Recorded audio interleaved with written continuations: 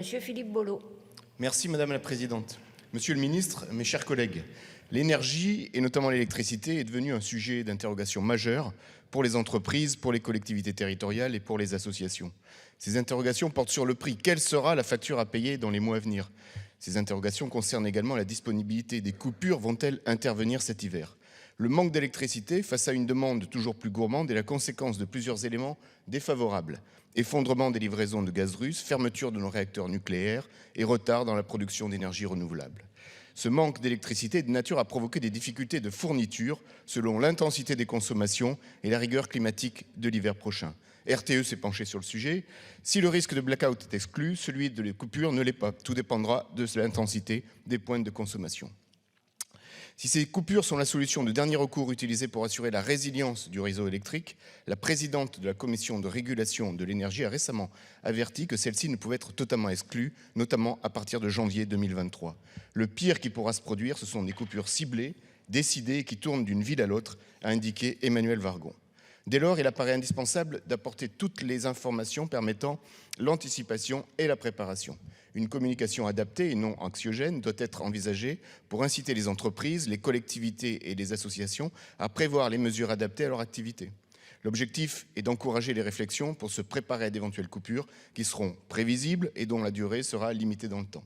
Cette communication est indispensable pour les entreprises, les collectivités et les associations qui ne sont pas préservées des coupures. Elle est également indispensable car la situation de tension que nous connaissons dans les mois à venir se reproduira les hivers prochains. Certes, le dispositif EcoWatt existe, mais il serait utile de le compléter par des stratégies individuelles de continuité d'activité. Monsieur le ministre, quelle stratégie envisagez-vous pour accompagner la prise de conscience de l'importance à se préparer aux éventuelles coupures et pour inciter entreprises, collectivités et associations à définir les mesures nécessaires pour en éviter les impacts? Merci, monsieur le député. Monsieur le ministre. Monsieur le député Bolo, d'abord, merci pour votre question qui a bien mis en perspective les enjeux exceptionnels auxquels on fait face. Coupure de livraison de gaz russe du fait des circonstances exceptionnelles et malheureusement dramatiques qu'on connaît à l'est de l'Europe, des enjeux de production du parc nucléaire, il faut le reconnaître, et les risques climatiques qui font qu'on peut évidemment ne pas échapper à une semaine de froid. Ça arrive régulièrement en hiver, évidemment, et on doit pouvoir s'y adapter. Vous l'avez dit, pas de panique. Les risques sont extrêmement limités aujourd'hui. Moi, j'ai vécu une dizaine d'années en Amérique du Nord où les blackouts sont plus fréquents. On parle ici potentiellement de délestage ciblé, temporaire, de 2 heures au maximum, et pour lesquels, vous l'avez dit, c'est essentiel, nos concitoyens seront prévenus en amont. J'engage une fois de plus tous nos concitoyens, y compris celles et ceux qui sont dans les tribunes aujourd'hui, à télécharger l'application EcoWatt, la nouvelle météo du climat, la nouvelle météo de l'énergie, qui permet d'anticiper de manière assez précoce, puisqu'on est à 3 jours en avance d'éventuelles tensions sur le circuit et sur l'ensemble du réseau français.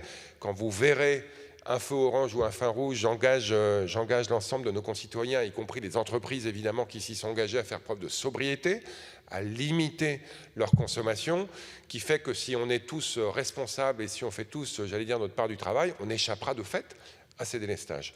Au cas où ça serait le cas, vous l'avez dit, on sera prévenu en avance. On aura évidemment des délestages potentiellement tournants. On aura évidemment une préservation des enjeux d'urgence extrêmement importants que sont les hôpitaux, les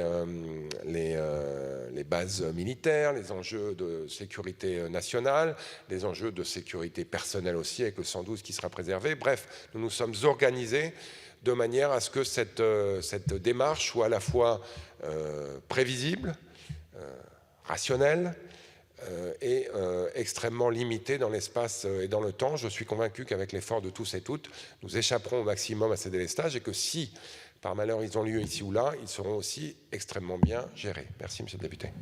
Merci, monsieur le ministre. Monsieur le député Bolo. Merci, monsieur le ministre, pour ces réponses très précises. Oui, EcoWatt, vous avez raison, il faut le signaler, existe, mais c'est un outil par rapport à une palette beaucoup plus large.